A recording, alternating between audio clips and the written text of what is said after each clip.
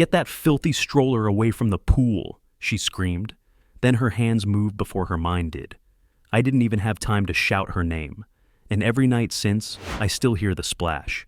Meredith Harlow, president of our HOA board, stood frozen on the concrete, her manicured fingers trembling over the water. My daughter's stroller bobbed at the edge of the shallow end, pink blanket tangled, tiny limbs thrashing. The whole world narrowed to a single sound, the choking gasp of a 3-month-old fighting to breathe. I hit the water before she could even step back. Chlorine burned my eyes, but I didn't care. My baby was under, bubbles rising. I pulled her out, coughing, shaking, alive.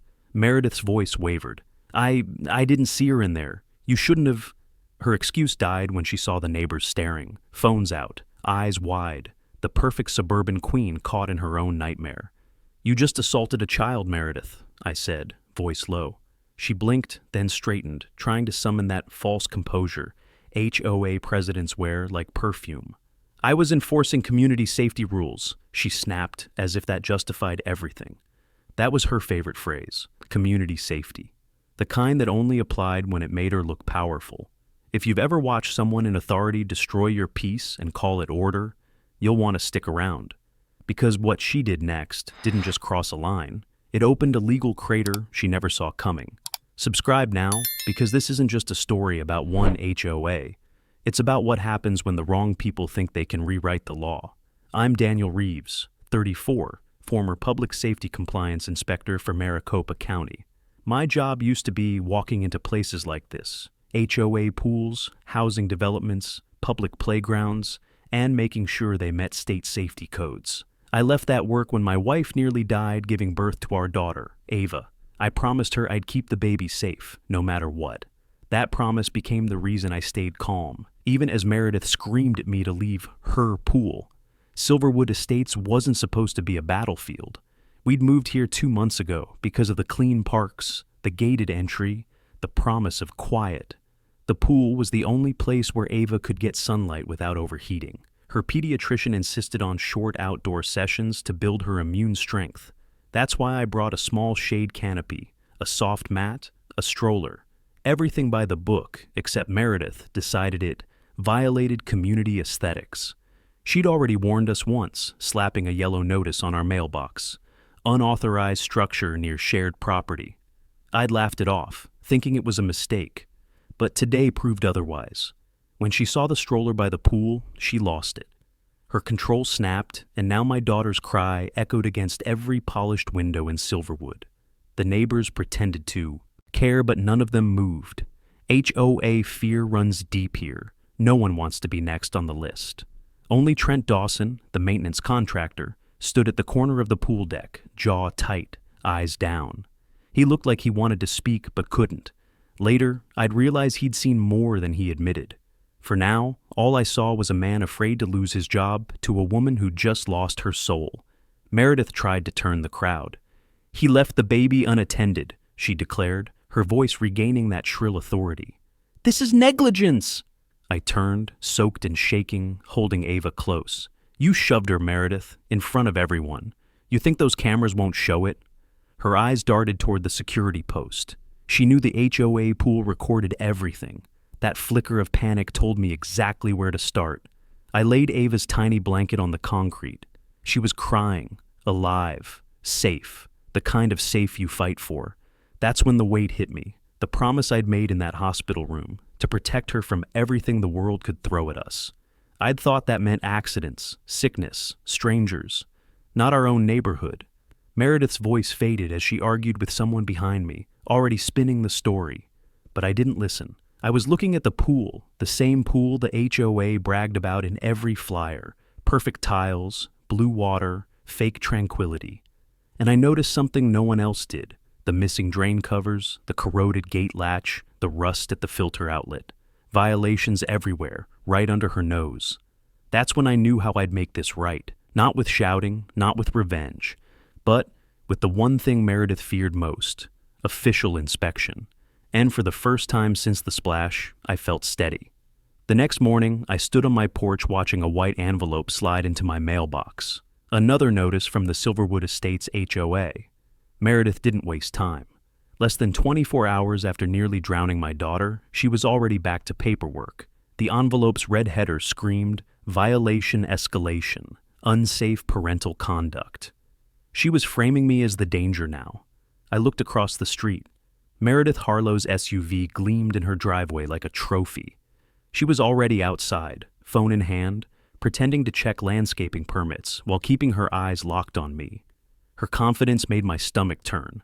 She believed she could rewrite the story faster than the truth could spread. Emily came out holding Ava, wrapped tight in a yellow blanket. "Another one?" she asked quietly. "Yeah," I said, tearing the seal. The letter accused us of endangering community safety and refusing to comply with pool usage guidelines. It even claimed witnesses supported the HOA's account. My jaw tightened. She was building her defense in real time, using HOA language like a shield. "Don't do anything rash," Emily whispered. "We need peace, Daniel." "I'm not a breaking peace," I said. "I'm restoring it." Inside, I opened my laptop and pulled up Silverwood's public HOA charter, something most residents never bother to read.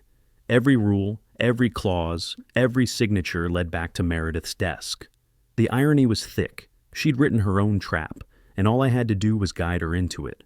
But before that, I needed confirmation of what I saw yesterday.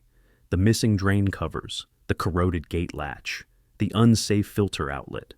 They weren't just signs of neglect. They were violations that could shut the entire pool down under state code. My old instincts kicked in. I drafted a list of what to photograph, what to measure, and what documents to request. Just as I was about to leave, a knock rattled the door. It was Trent, the maintenance contractor. His shirt was damp with sweat, eyes darting around like someone afraid of being seen. "Morning, Mr. Reeves," he said, voice low. "You got a minute?" I stepped aside, letting him in. He didn't sit. He just stood there, gripping his cap. "She's saying you left the baby alone," he said. "But I know that's not true. I saw her push it, the stroller." "You saw her?" I asked. He nodded quickly.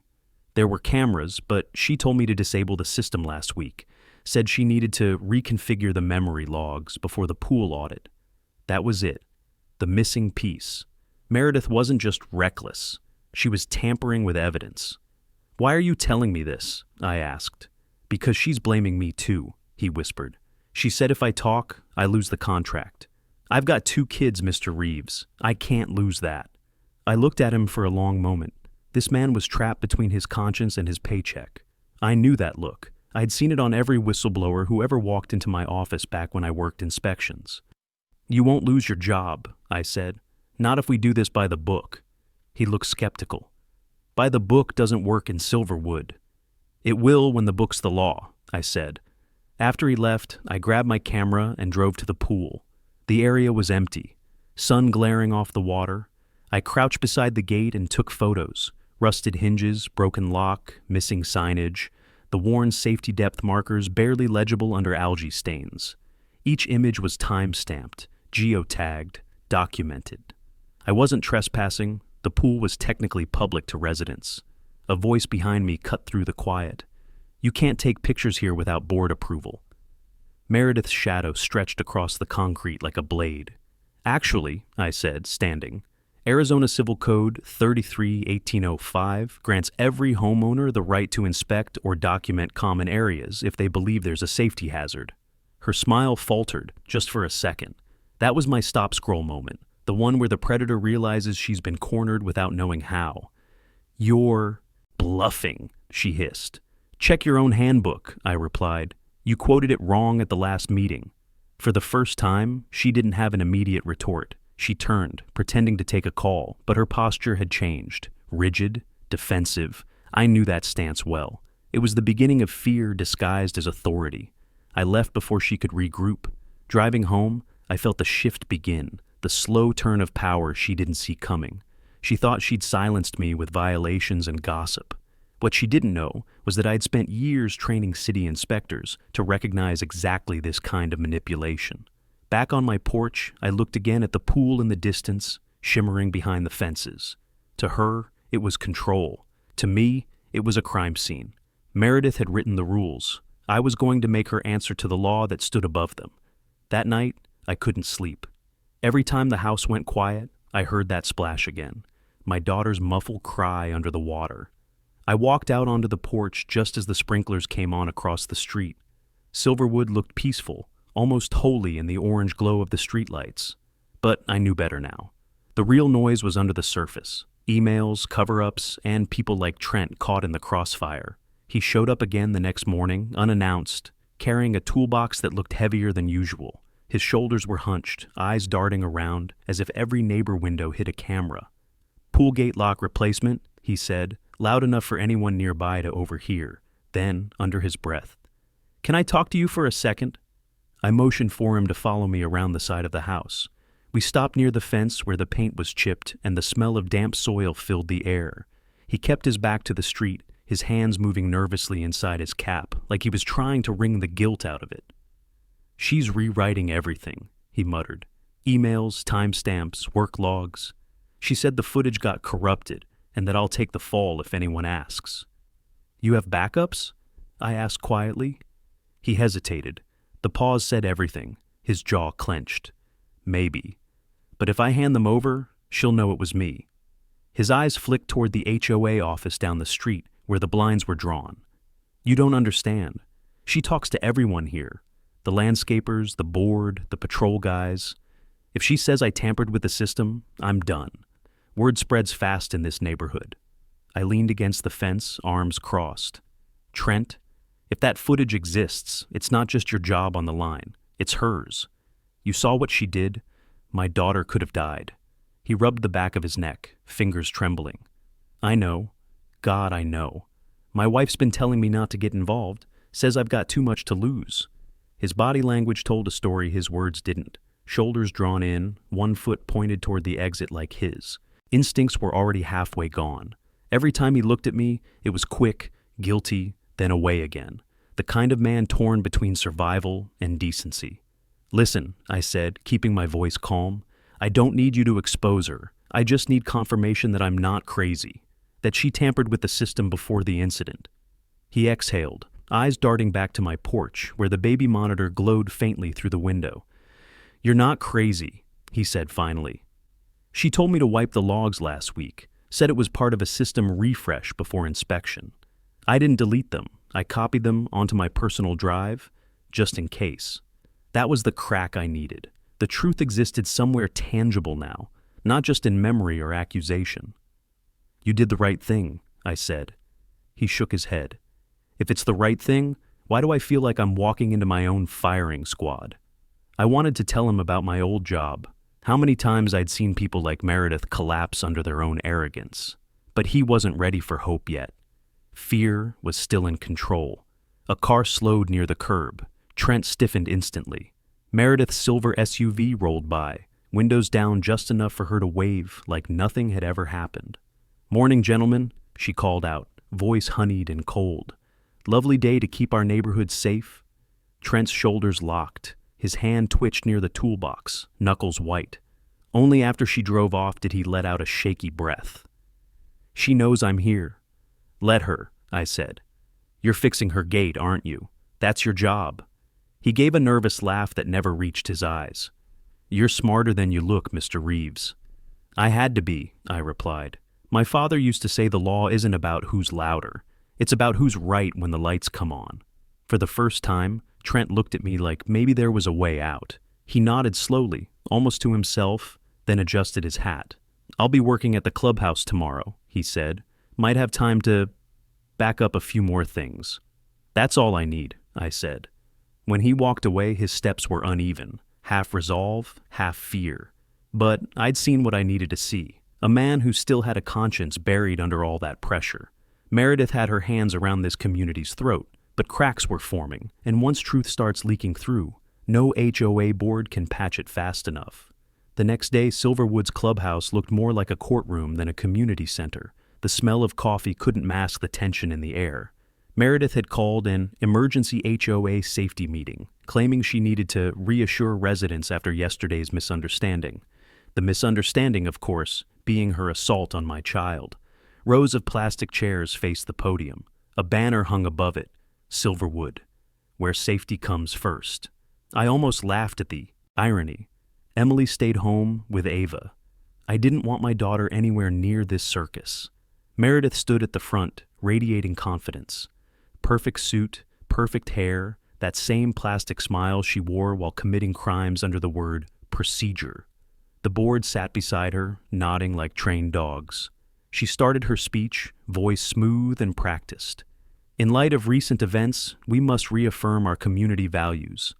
Emotional outbursts and misinformation threaten our unity. She was talking about me. The neighbors turned their heads, eyes flicking toward where I stood at the back wall.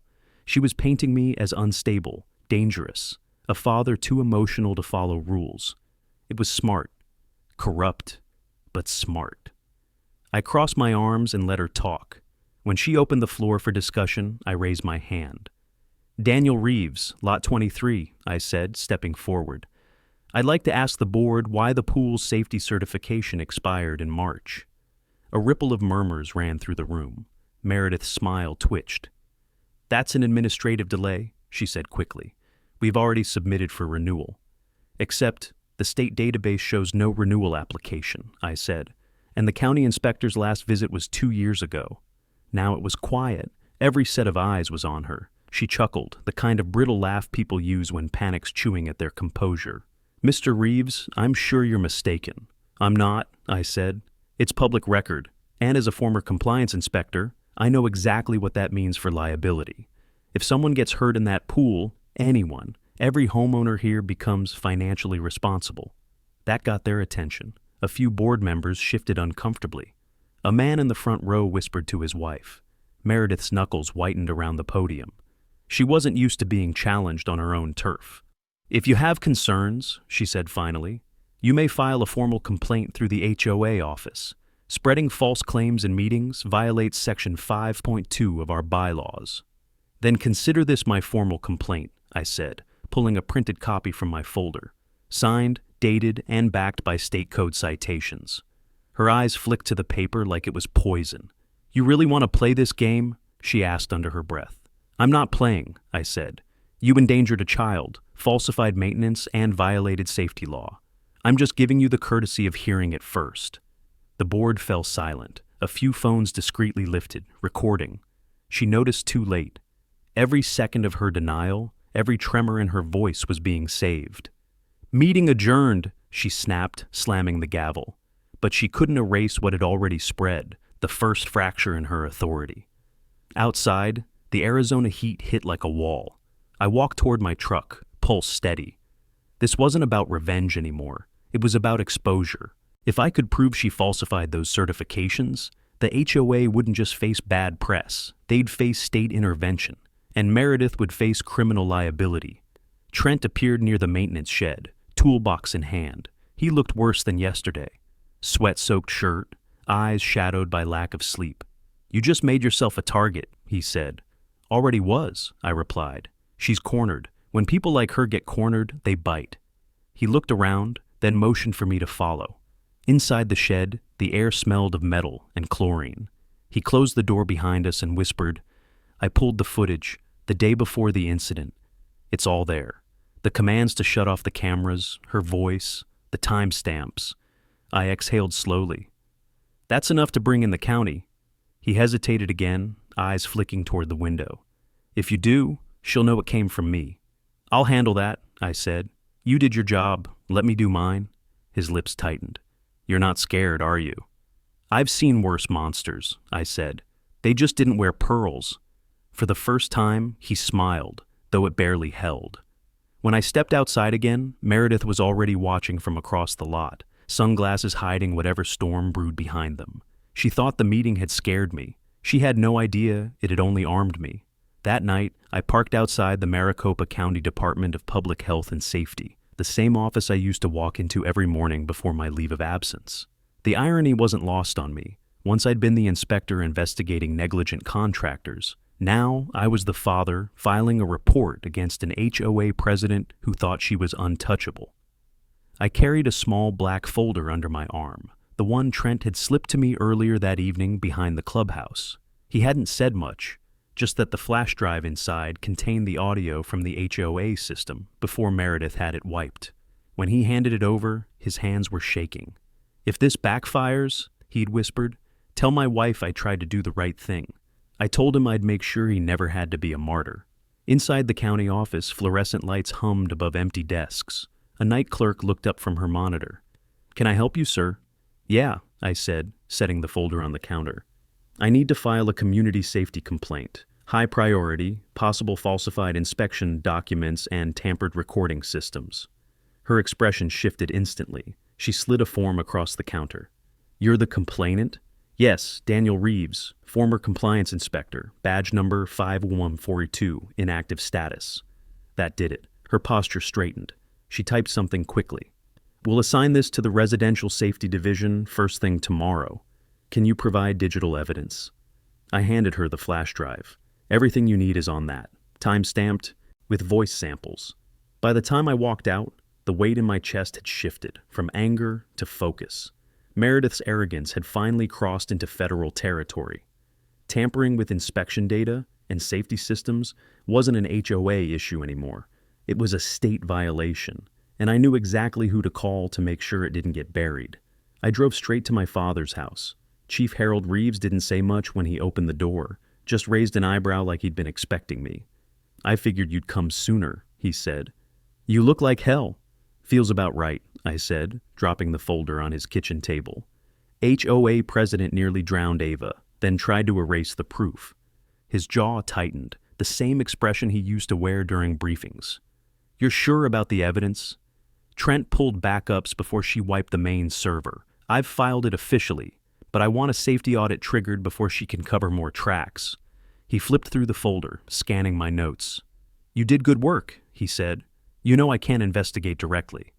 "I'm not asking you to," I said. "I just want the request expedited through proper channels." He gave me a long look. "You're still thinking like an inspector." "I never stopped," I said.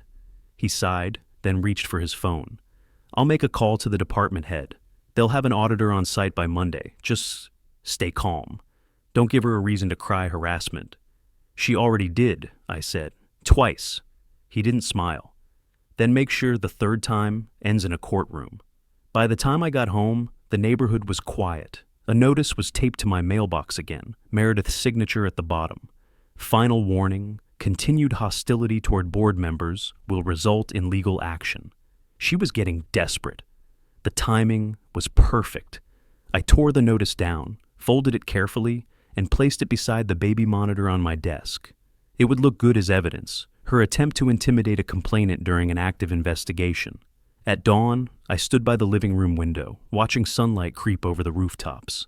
Silverwood looked peaceful again, but the air had changed. People were talking. The neighbors who once waved politely now crossed the street when Meredith walked by. Her charm was cracking. Around noon, my phone buzzed. Unknown number. "Mr. Reeves," a voice said, "this is Officer Mendez with Maricopa County Safety Division. We received your complaint and evidence submission. Our office will begin an unannounced inspection within 72 hours. We'll keep you informed." "Thank you," I said. 72 hours. That's how long Meredith had left before her empire collapsed. I walked outside and looked toward the pool, the same pool that had nearly taken my daughter. Trent was there again, cleaning quietly, pretending not to notice me. But when our eyes met, he gave a small nod. Fear still clung to him, but beneath it was something stronger, relief. The system was finally in motion, and this time, Meredith couldn't manipulate it. She thought the HOA could shield her, but she'd just declared war on the law itself. By the third day, the air in Silverwood felt electric. Word had spread faster than Meredith could contain it. County inspectors were coming. I watched from my porch as residents whispered in driveways, their morning walks turning into gossip patrols. The Queen of Silverwood had lost her grip, and she knew it. That afternoon, an email arrived in my inbox. Notice of HOA board inquiry.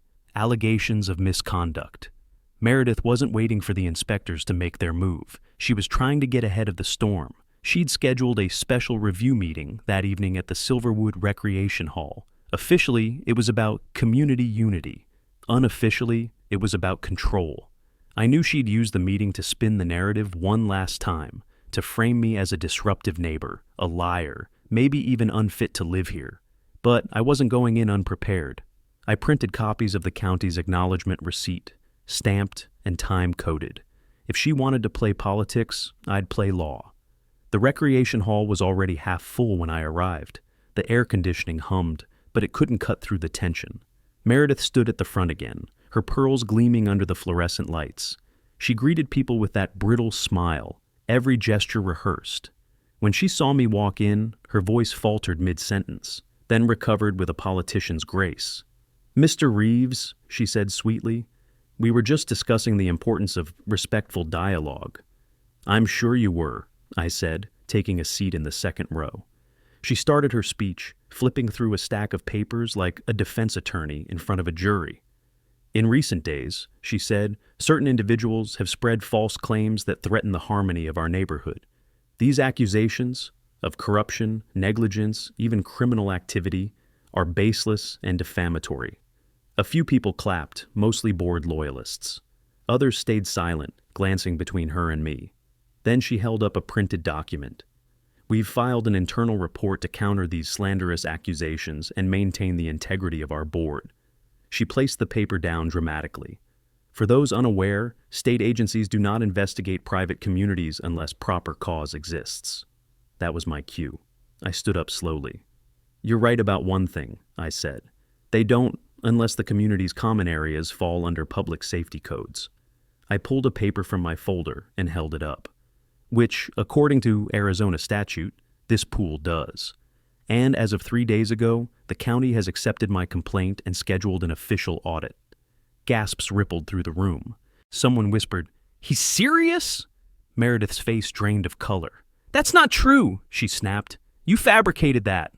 I set the stamped document on the table in front of her. Filed at 9:47 p.m., Maricopa County Department of Public Health and Safety. You can verify the case number yourself. Her hands shook as she skimmed the page. "This is harassment." "No," I said calmly. "This is accountability." Behind her, one of the board members leaned forward to look. "Meredith, this says they're performing an unannounced inspection." His voice carried across the hall. "That means they already have probable cause." The crowd shifted again, murmurs turning to quiet outrage. The mask she'd worn for years began to slip. She started pacing, her smile twitching, her words tumbling too fast. "These people don't understand how much work I've done for this community, how much I've sacrificed." "Like ordering your maintenance contractor to disable security cameras?" I asked. The room fell silent. Trent had just walked in, toolbox in hand. He looked exhausted but resolute. "He's not lying," he said. His voice was quiet, but it carried. "She told me to shut them down 2 days before the incident. I saved the audio." You could feel the oxygen vanish. Meredith froze. "Trent," she hissed, "you're breaching confidentiality." He looked her dead in the eye. "You almost killed a baby." The room erupted. Phones came out, recording every word. Meredith's control shattered in real time. She tried to shout them down, but her voice cracked, trembling with panic. I stepped forward, keeping my tone even.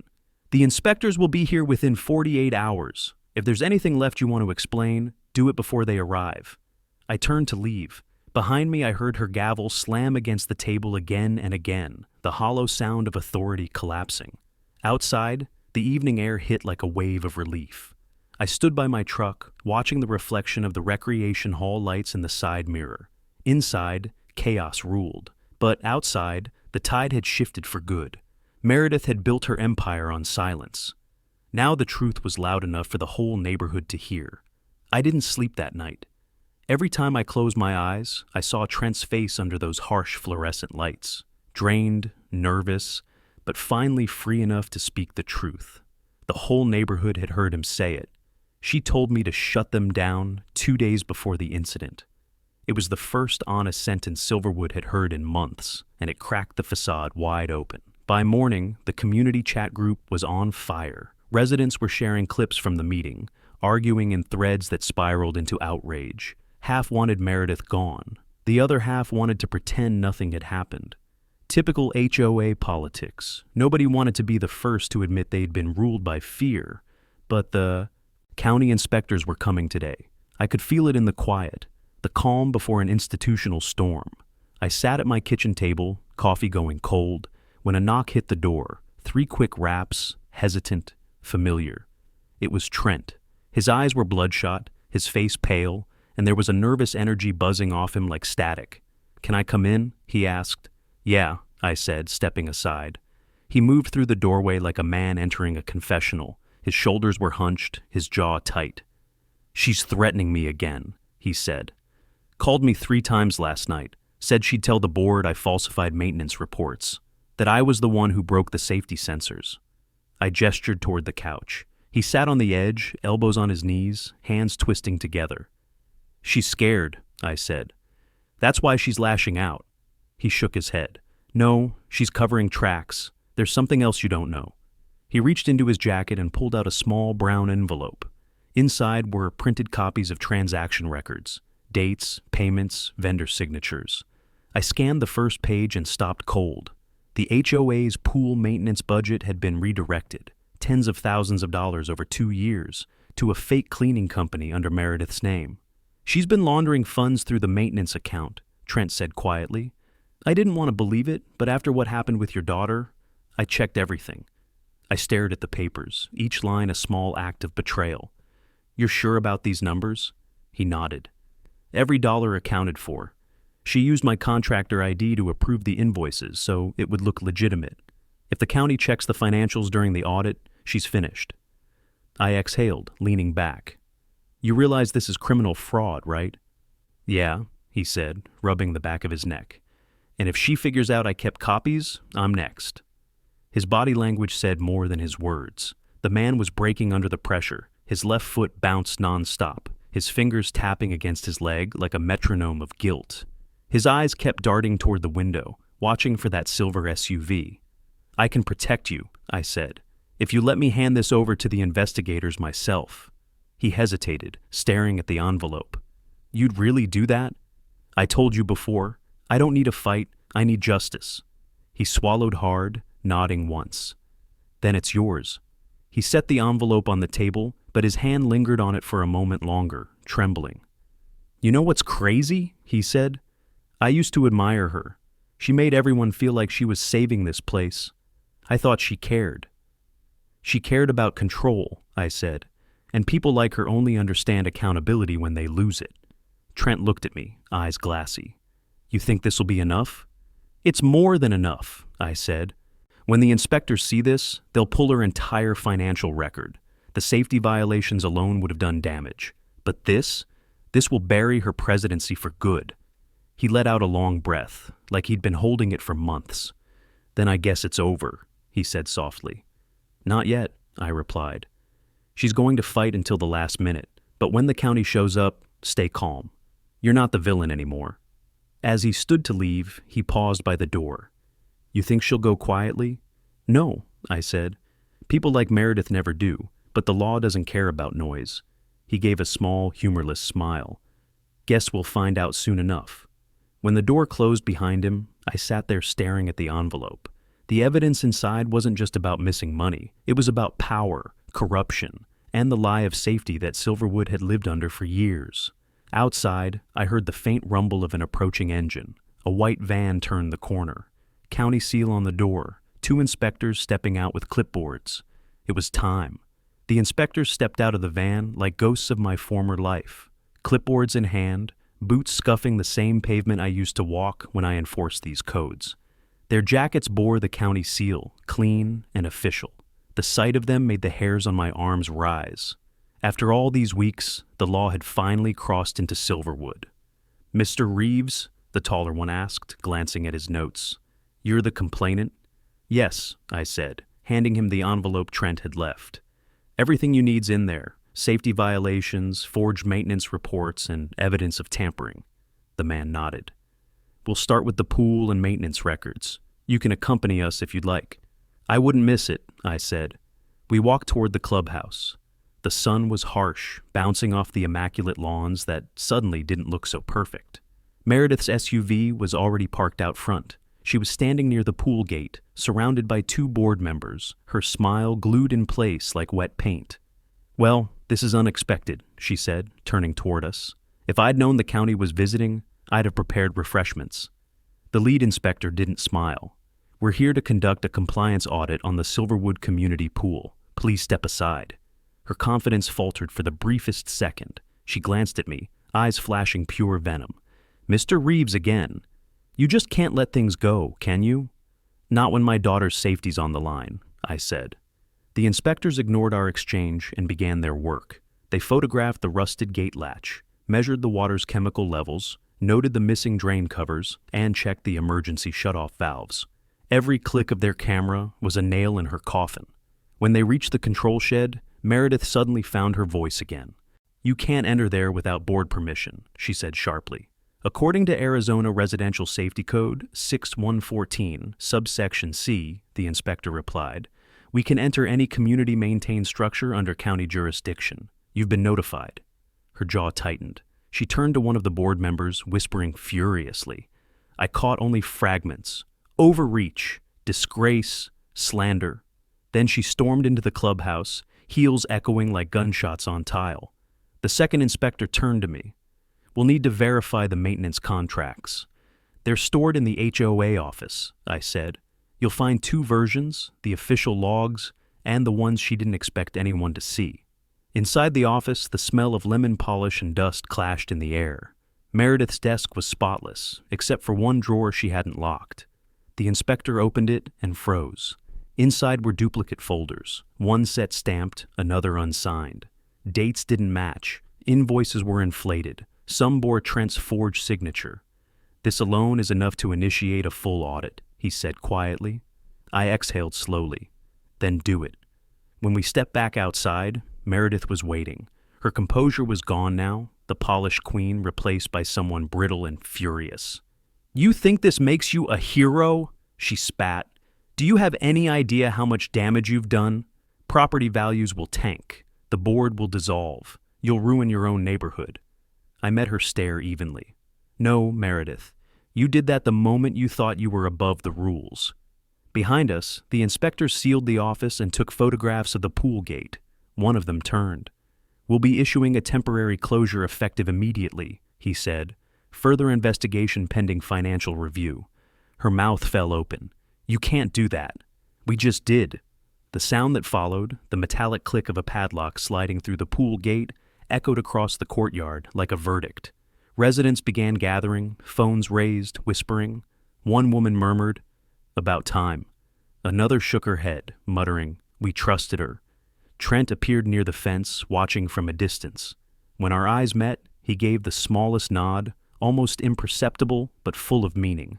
He'd done his part. The inspectors packed their equipment and loaded the files into the van. We'll forward the findings to the district attorney, one said. Expect formal proceedings within a week. Meredith's voice cracked. You can't take my records. They're private. They're public once you misuse public funds, the inspector replied. As the van doors closed, she turned back to me, trembling with rage. You think this is over, don't you? You think you've won? I stepped closer. No, Meredith. The county won. You just finally met someone who knew the system better than you. She backed away, silent now, cornered by the truth she'd buried herself under. For the first time since that awful day by the pool, I felt peace, not triumph, just the clean relief of justice finally breathing through this place. By the next morning, Silverwood was a different neighborhood. The pool gates were chained shut, yellow county tape fluttering in the wind like warning flags. The HOA office was dark, blinds drawn, its windows plastered with official seals. For the first time since we'd moved here, the silence felt honest. No pretense, no rules, just the uneasy calm that comes after exposure. I walked Ava's stroller along the cul-de-sac, letting the rhythm of the wheels on pavement quiet my thoughts. Neighbors who once avoided eye contact now waved cautiously. Curiosity replacing fear. Meredith's name was everywhere. Group texts, neighborhood threads, even whispers over fences. The mighty president of Silverwood had fallen, but she wasn't gone yet. When I returned home, there was a car parked in my driveway, a sleek black sedan with the county insignia on the door. Two investigators stepped out, one holding a clipboard, the other a slim laptop bag. Mr. Reeves, the first asked, we're here to review your statements and collect follow-up information for the district attorney's office. I invited them inside. My dining table looked like a crime board, Printouts, photos, violation lists, and Trent's financial records spread across it. Everything's in chronological order, I said. Pool certifications, falsified invoices, unreported safety violations, and now proof of embezzlement through a ghost company under her name. The second investigator nodded, scanning the files. You did half our work for us. I used to inspect for the county, I replied. Old habits die hard. While they photographed and tagged each document, Ava stirred in her carrier beside the table. One of them smiled softly. She's the reason this all started, isn't she? Yeah, I said quietly. She's the reason I didn't walk away. Before they left, the lead investigator said, the district attorney's reviewing whether to pursue criminal charges for fraud and endangerment. Once filed, the state can place the HOA under temporary receivership. That means the community will elect an interim board. Ann Meredith? I asked. She'll be notified formally within 72 hours. If she obstructs, it becomes criminal interference. After they left, I stepped onto the porch. Across the street, a group of neighbors had gathered around the locked pool gate. Some looked relieved, others angry. Then, through the cluster of people, I saw Meredith's silver SUV crawl to a stop. She got out slowly, sunglasses on, chin raised, as if she could still command respect through posture alone. Unbelievable, one woman muttered. She's still showing up. Meredith ignored them and walked straight to the tape, yanking at it until it tore loose. This is harassment, she shouted. This community belongs to us, not the county. Phones came out instantly, recording. I walked closer, keeping my distance. You're violating a closure order, I said evenly. She spun toward me, eyes blazing. You think you've won something, don't you? You embarrassed me, you humiliated this board, and for what? So you can play hero? I didn't have to play anything, I said. You wrote your own ending. Her voice rose, trembling. I built this neighborhood. Every family here has a home because of me. You built a prison and called it order, I said. The crowd had gone silent. Even the kids on bikes had stopped nearby, watching. Meredith's hands shook as she pointed at me. You're finished here, Reeves. I'll sue you for defamation. A voice cut her off. Not anymore, you won't. Trent was standing behind her, holding a clipboard. His work shirt was wrinkled, but his eyes were clear for once. You'll want to see this, he said, handing her a folded letter. She hesitated, then snatched it open, her face drained of color. What is this? She whispered. The official board recall petition, Trent said. 87 homeowners signed it this morning. That's 2/3 majority. You're removed effective immediately. The crowd erupted, some cheering, some just stunned. Meredith stared at the page, speechless, as if the letters themselves had betrayed her. She tore it in half, but it didn't matter. Every phone in that crowd caught it. I stepped closer, lowering my voice. You can tear the paper, Meredith, but you can't tear the truth. She looked around, realizing that no one was on her side anymore. The board members who once flanked her were standing back, heads lowered. For the first time, she was truly alone. Trent turned to me quietly. County said they'll need me to testify, he said. I told them I would. You did the right thing, I said. He nodded. Feels strange, though. I've been fixing this place for years. Guess now it's finally being fixed for real. As Meredith climbed back into her SUV and drove off, the crowd slowly dispersed. I stood there watching the yellow tape flutter again, this time like a banner of victory instead of warning. Silverwood wasn't quiet anymore. It was alive. By the end of that week, Silverwood felt like a wound trying to heal. The pool remained chained off, inspectors came and went, and the HOA office, once Meredith's throne room, was now just another empty building with locked filing cabinets and dust settling on her nameplate. But the real confrontation wasn't over. The county had called for a formal community disclosure hearing, open to all residents, press included. Every violation, every misuse of funds, every falsified report would be made public. The meeting was scheduled for Friday evening, in the town municipal hall downtown. Neutral ground, no HOA banners, no loyal board members to protect her. Just the truth and the people who'd been living under her shadow. When I arrived, the hall was packed. Neighbors filled every seat, whispering nervously as county officials arranged files at the front. Reporters stood near the doors, cameras ready. Trent sat near the front, hands folded tightly in his lap, trying to look invisible. Emily stayed home with Ava. I didn't want them anywhere near this storm. The moderator called the session to order. This hearing concerns the investigation into Silverwood Estates Homeowners Association and its officers, specifically allegations of misconduct, falsified safety records, and misuse of community funds. Then, as if summoned by reputation alone, Meredith walked in. No pearls this time, no polished smile, just a tired, pale face and sunglasses that couldn't hide the exhaustion behind them. She didn't look like a ruler anymore. She looked like someone still pretending there was a throne waiting for her. She sat across the aisle from me, pretending not to see the reporters who whispered her name. When the first inspector began reading findings aloud, the sound of pages turning became almost rhythmic. Failure to renew safety certifications, falsified inspection records, deliberate camera tampering, funds misappropriated from HOA maintenance account.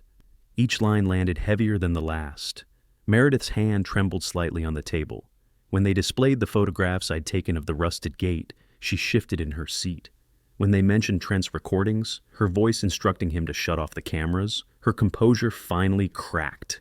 She leaned forward, whispering harshly to her attorney, who looked like he wanted to be anywhere else. Finally, the moderator turned toward me.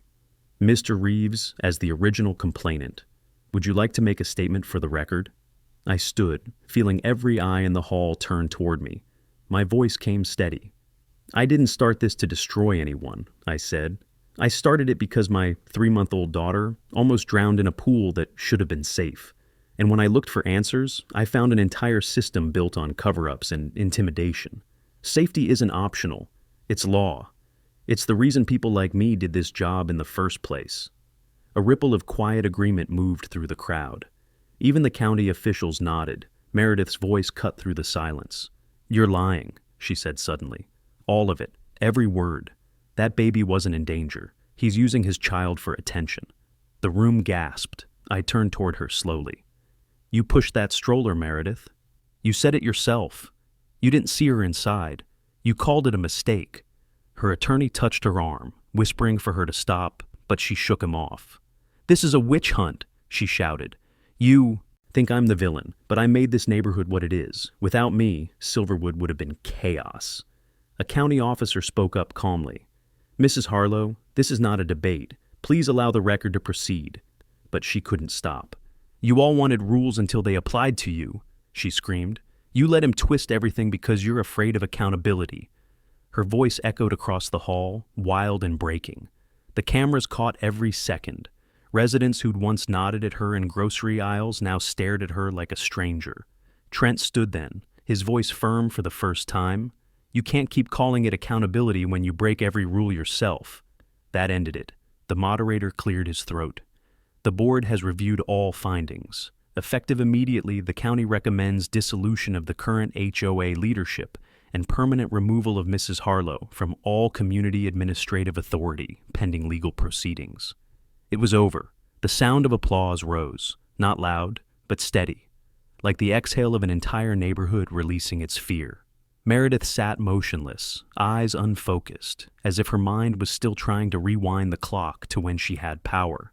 I gathered my papers and walked toward the exit. Trent met my eyes as I passed. You did it, he said quietly. No, I said. We did. Outside, the evening air was cool, the first real breeze Silverwood had felt in months. I looked up at the municipal lights flickering on one by one and thought of Ava sleeping safely at home. Justice wasn't loud tonight. It was calm, patient, and final. The following Saturday, Silverwood held its first open community meeting since the board's dissolution. It wasn't in a courthouse or office this time. It was outdoors, under the evening sky at the Central Park, right beside the still-locked pool. Folding chairs stretched across the grass, neighbors filling every row. For once, there were no formalities, no podium, no gavel, no script.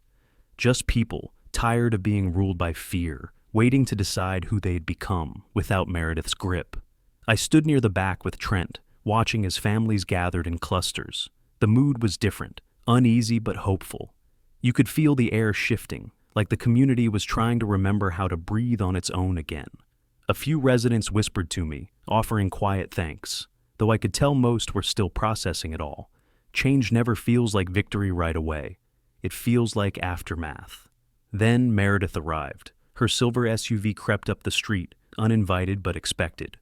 The crowd went still. She stepped out wearing dark sunglasses again, her posture brittle but defiant. The chatter died instantly. She didn't belong here anymore, but she couldn't stay away. "She's really showing up?" someone muttered. "She has no shame," another said. Meredith scanned the park like she was taking attendance, her gaze landing on me. "Daniel," she said, voice carrying over the crowd. "We need to talk." "No," I replied. "You need to listen." The crowd shifted, forming a loose half-circle around us. This wasn't the private boardroom she used to dominate. This was open ground, no walls to hide behind, no rules she could twist. "I know you think you've won," she began, voice quivering, "but you don't understand what you've done. You've destroyed this community. The property values will drop, the press won't leave, and no one will want to buy here." A woman in the crowd shouted, "We don't care about property values, we care about safety." Another added, "You put a baby in danger." Meredith's face flushed. "That was an accident," she said sharply. "I was enforcing regulations." "Regulations don't drown children," I said quietly. "People do." Her mouth opened, but nothing came out. The silence that followed wasn't empty. It was heavy, charged with everything she'd denied for months. Even the wind seemed to pause. Trent stepped forward, hands trembling slightly but his voice clear. "You made me falsify reports, Meredith. I went along with it because I needed the paycheck, and I regret it every single day. But you never cared about the truth. You cared about control." Meredith glared at him, but the anger was hollow now. "You're just as guilty," she spat. He nodded. "Maybe I am, but I'm not hiding anymore." The crowd murmured, sympathetic now, not to her, but to the man who had finally owned his mistakes. Even those who'd been loyal to her looked away. The spell she'd cast over Silverwood had broken. I turned toward the neighbors gathered around us. "This community deserves better," I said. "It deserves transparency, safety, and leadership that protects people instead of punishing them. You can rebuild this place, but not if you let fear run it again." Someone clapped, then another, and soon the sound grew until the entire park filled with applause. Not the loud, chaotic kind, but steady, deliberate, the sound of collective relief. Meredith stood frozen, her jaw set, the applause washing over her like a verdict. She tried to speak again, raising her hand, but the noise drowned her out. For the first time, she wasn't the voice of authority. She was just another person being held accountable. "Enough!" she finally shouted, tears breaking through her composure. "You think this will fix everything? You'll see. Without structure, this place will fall apart." A man from the back called out, "We'll take our chances." Her shoulders sagged. The fight drained from her body as she turned toward her SUV. The crowd parted silently as she passed, no one jeering, no one stopping her. Just quiet recognition that her reign was over. As she drove away, the applause returned, this time louder, freer, echoing through the open night. Trent looked at me, half smiling through disbelief. "Guess that's the sound of democracy," he said. "Guess so," I replied. A few county officials stepped up then, announcing the next steps. Temporary community management, open elections, resident oversight committees. The crowd listened with real attention for once. They weren't just spectators anymore. They were participants. When the meeting ended, I lingered near the pool's fence. The tape still fluttered, but it didn't look like a symbol of loss anymore. It looked like a promise, proof that something broken could be repaired. For the first time since moving here, I believed Silverwood might actually become what it pretended to be, a safe place to live. A month later, the pool reopened. The yellow tape was gone, replaced by a new metal gate and a bright blue sign that read, "Certified Safe by Maricopa County Health and Safety Division." It was strange standing there again, same water, same sunlight. But everything felt different. Silverwood didn't look like a battlefield anymore. It looked like a neighborhood rediscovering itself. Families gathered around laughing, kids splashing in the shallow end. For the first time since moving here, I didn't feel that tight knot in my chest when I heard water. Ava's tiny hand gripped my finger as Emily set down the stroller, smiling softly. "She's not scared," Emily said. "Look at her." She's braver than I am, I admitted. Trent was by the maintenance shed, installing new safety sensors under the county's supervision. He looked healthier these days, lighter somehow, no longer hunched under invisible weight. When he caught my eye, he gave a small salute with his wrench. The county had cleared him of wrongdoing after verifying his whistleblower cooperation. They even offered him a full-time position as a certified maintenance safety contractor. He walked over after finishing. "You did it," he said. "We did," I corrected. "You were the one who stood up first." He chuckled. "Yeah, well, better late than never." Nearby, the new interim HOA board, 5 regular homeowners, were setting up folding tables with paperwork for residents. No one barked orders, no one handed out fines. They were taking suggestions instead. Actual dialogue. That was new. The media attention had finally died down, though Meredith's name still appeared in the local paper once a week. The county filed official charges: fraud, falsified records, child endangerment. Her trial was pending. Word was she'd sold her house and moved 2 towns over, somewhere she could disappear quietly. I didn't wish her harm, just truth, and the law had already taken care of that. I leaned against the fence, looking out over the water. It was clear again, shimmering, reflecting the sky instead of shadows. Emily joined me, brushing her hand along my arm. "Feels like it's finally over," she said. "It is," I said, "at least for us." But deep down, I knew this wasn't just about one neighborhood. Every county I'd ever worked in had a Meredith Harlow, someone who hid corruption behind charm and paperwork, counting on people to stay silent. Most homeowners don't fight back. They pay the fines, swallow the humiliation, and tell themselves it's not worth the trouble. I used to think that too, until one of them nearly drowned my daughter. The county offered to bring me back as a part-time consultant. I turned it down, at least for now. Instead, I volunteered to help other neighborhoods file safety audits. It wasn't about pay, it was about balance. After everything Silverwood went through, it felt right to make sure no other parent had to stand on the edge of a pool wondering if their baby would breathe again. Ava squealed suddenly, splashing her hands in the shallow kiddie pool. Emily laughed, rushing over with a towel. The sound hit me right in the chest, a sound of life returning, a sound stronger than fear. Trent walked up beside me again, watching the scene. "You ever think about running for the new board?" he asked. I smiled. "Not a chance." "Why not? People trust you." "They should trust themselves," I said. "That's how this place stays safe. Not by authority, by ownership." He nodded, eyes on the horizon. The sun was beginning to set, painting the neighborhood gold. The pool rippled with orange reflections, soft waves catching the last light. For a moment, everything felt still. That night, after everyone had gone home, I took one last walk around the community. The fences gleamed with new paint, the warning signs were properly posted, and the pool lights glowed under the water like quiet sentinels. It wasn't perfection, it was accountability, something real people built after tearing down fear. I paused by the gate before heading home. The latch clicked cleanly, solid and safe. I ran my hand across the metal, cold, steady, unbreakable. Ava's laughter still echoed faintly from down the street. That was enough. If you want more stories of homeowners standing up to HOA tyranny, hit subscribe right now, share your story in the comments, and let me know where you're watching from.